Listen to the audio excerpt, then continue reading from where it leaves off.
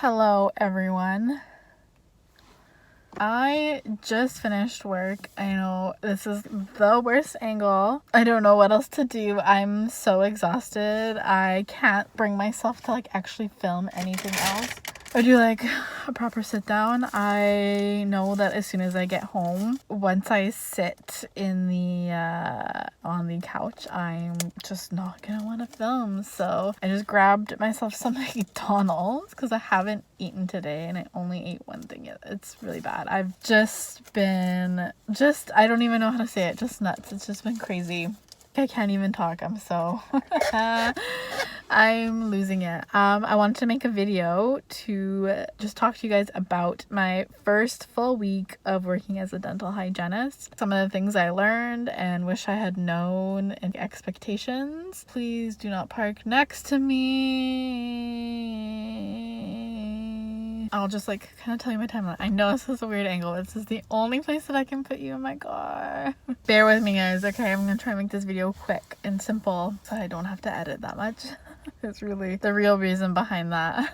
Yeah, so my first week as a dental hygienist has been it's been good. It's not that it's I've had a bad experience about it. It's just you go from not working for years because I was in school, and then once I did the board exam, I just have been chilling, not really doing anything. And so going into something that's full-time is quite a bit. And I originally said when I was thinking about where I was gonna work that I wanted to start off with 3 days a week. No, I've just been straight into 5 days a week. Some of the things that I've just have been dealing with has just been overwhelming. It has nothing to do with the people I work with, my patients. It's just all has to do with starting a brand new career, what I've been working towards, and just real life, how an actual office works, right? I guess I could say the first thing, in the future, if you guys are gonna start working your first week, I was gonna say just ask whatever office you're working for to give you more time. There's always the rule, there's gonna be people that are rock stars, they're just gonna be fast, and most likely those people already have experience working in a dental office. And even if you do, you might be really slow like me. I'm super slow. I've gotten a little faster today, but I highly recommend asking whoever you work for to give you some extra time. I like what I did. I think it was a good idea for me to go a few days beforehand to just kind of get a feel for the office and have them show me everything. So basically training. But I also shadowed the hygienist that I am covering for. Watched her for a bit, got tips from her, how she spoke to her patients, basically knew where majority of everything was, so that when I did actually start working, I didn't have to be running around asking people for help. I know you can't always do that, but if you can, I highly recommend just going into the office and writing everything down, just getting familiar with it, because I think if I just started without any of that, I would have been so much worse. So much worse. So I was like, oh yeah, I was pretty fast in school, I'll be fine in private practice. Nope. Nope. I'm using the Cavitron, and I look up and I'm like, great, that only took me 8 minutes to get through the whole quad. I'm gonna go with hand scaling. Obviously it just depends on the person. 8 minutes was someone with clean teeth. And then hand scaling, I look up and I'm like, oh my god, there's only 15 minutes left and I still have to polish and do fluoride and do an exam with the dentist. There's no time. So somehow luck has been on my side, and it's just always worked out that if I was late and the next patient hadn't canceled, it was only a few minutes late, or I've had my next patient be really late or no show. It's just kind of all worked out really well for me, to the point that being a few minutes late hasn't happened with every single patient. So I'm telling you, you're going to be slow if you're like me. And another thing I learned in my first week there is every office has their own lingo and the way they do things. So I highly recommend asking the dentist what they particularly like.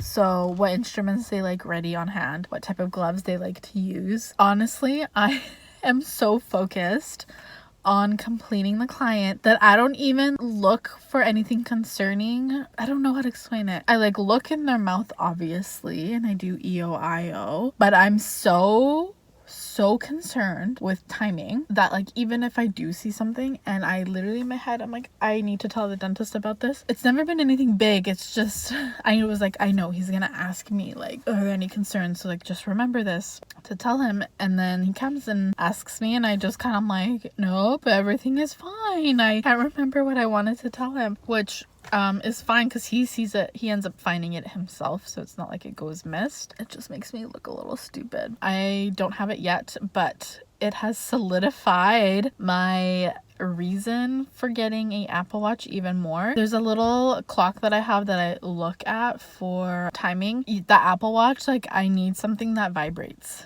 every 15-minute like intervals. Getting the patient, and by the time they sit down, I've done x-rays and I'm actually ready to clean, it's already 20 minutes past the hour. I really need that Apple Watch. I just need it to help me stay on track. So every office has their own like charting system. We are not paperless, unfortunately. So I bought these. Let me find them. I've actually had these for a while and I was wondering what I was going to use them on, and originally I was using them notes for textbooks. Gosh, this has like acronyms, or not acronyms, abbreviations from an old class.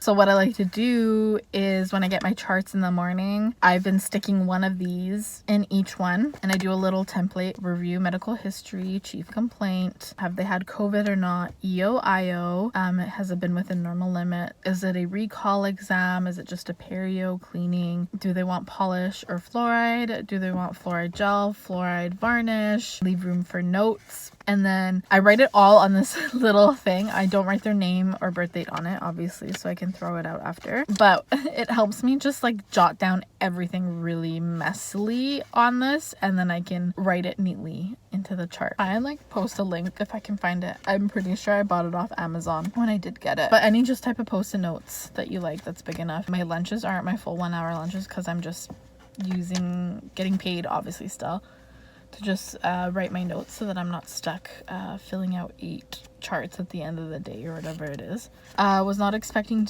to be in this much pain, the amount of pain I am in already. I'm just chalking it up to just not being used to it, so hopefully my body gets used to it and I learn more ergonomic tips and tricks. Every day I learn something new. Other older hygienists have told me that and I'm like, yeah, right. But no, seriously, every day I'm learning to do something easier. In school, because of COVID, we weren't allowed to use any ultrasonic scalers, and so basically I have been thrown into the deep end with them, which is fine because older hygienists were like when they were hand scaling had to do the same thing, just jump into using the Cavitron or piezo or whatever. I never had a chance in school to like really practice or like adapt or learn little things because we just practiced on a Dexter, and that's not it. That's nothing like real life. One of the things I was struggling with when I was doing the manned anterior linguals, every time I would fulcrum on their teeth, the water would pool and like drip out of their mouth because my hand was in the way. Just today I was like, why didn't I just fulcrum on the outside of their mouth so it's not in the water? My glove isn't soaking wet all the time. I'm sure some of you guys have already found that out, but I just learned that today for the first time. Oh, look at that. This video has been way too long. I'm gonna have to cut stuff out. That's what's overwhelming, is you're trying to balance all these little pieces together, and that's something I wasn't expecting either. Also, I totally recommend or advise not making any concrete plans on the first like few weeks that you're working, as in don't say you're gonna meet up at 6 p.m. if you're done work at 5, because every day I've had to stay behind. We never leave on time ever. Today I was off at 2 and we left closer to 3. It's just unpredictable that way. Also, another thing, everyone I'm seeing is a new patient at that office. I don't let them know I graduated just recently. You know, they asked me how long I've been doing this, and I include my years at school. You guys can use this if you want to, but I say I've been in the industry for about 3 years, and I don't even let them ask me where I used to work before. I just say I was bopping around, you know, and then decided I should probably find a full-time job because I want to save for a house. And then that totally steers the conversation to saving up money, stuff like that. People are already nervous enough at the dentist, so they don't want to be hearing that you're brand new. Sometimes you might feel comfortable to tell someone if you want. I don't know, whatever. It's just easier to not say anything, and like they don't ever suspect that I'm new either. They just think I'm new to the office. So I also found myself asking a lot, and I did this in school anyway, but I'm getting better at it. I just ask per quad now, or per sextant instead of every 3 seconds, unless they have really sensitive teeth.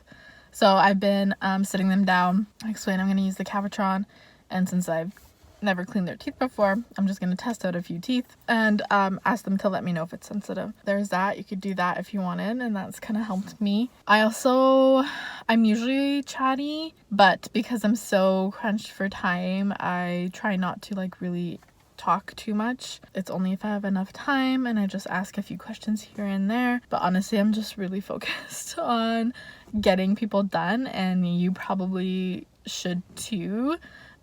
Because there's been times where people have been sitting in my chair like an extra half an hour longer, and it's like eaten into my lunchtime and stuff like that because of how slow I am. I managed to roughly get everyone done today within the hour. What I will say, and the hygienist that I'm covering for, she really tried to drill this into my head. She was like, listen, every hygienist is gonna miss a piece of calculus. It's totally fine. If you find yourself not finishing people, because I've been finding personally that a lot of people coming in to get their teeth cleaning haven't had their teeth cleaned since 2019, like before COVID. So I am having to deal with a lot of calculus and buildup on like almost every single patient, to the point that I'm like, can't there be someone that comes in with absolutely nothing on their teeth? I can't do this anymore. The hygienist was telling me that if you don't finish on time, like stop at a certain time, and then you just have to bring them back. And it's up to them if they want to come back sooner or wait until their next 6 months.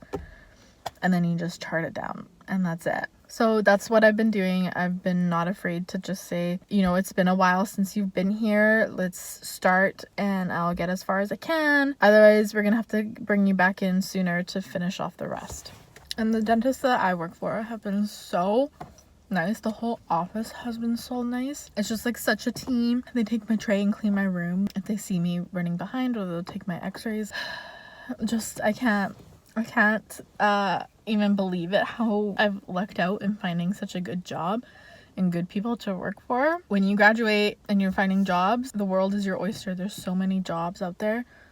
Don't settle. Don't go for a place that is crappy. Just work the shift. If you don't like it, get up and go find another place. It's not worth it to be stuck at a crappy place, especially after how much money you've spent for school and time. You deserve to be in an office that respects you as a hygienist, as a person, and have a good time as well. You don't want to be dreading going to work after spending so much money. I'll keep you guys updated on future weeks. I'll do a little better video, but I'm so exhausted. I thought I could do 2 videos a week. What a joke. No way. I'm so tired. I already pre-booked chiropractor appointments. I try and do my stretches. Just expect to be fully exhausted. Mentally and physically exhausted. This is pretty much what I've figured out in my first week of working a full-time job. It's kind of crazy. I'm gonna leave that there. Thanks so much for watching, you guys. I'm gonna go home and sleep, even though it's 3 in the afternoon. I'm exhausted. I'll see you guys with a video next week. Thanks for watching again. Bye.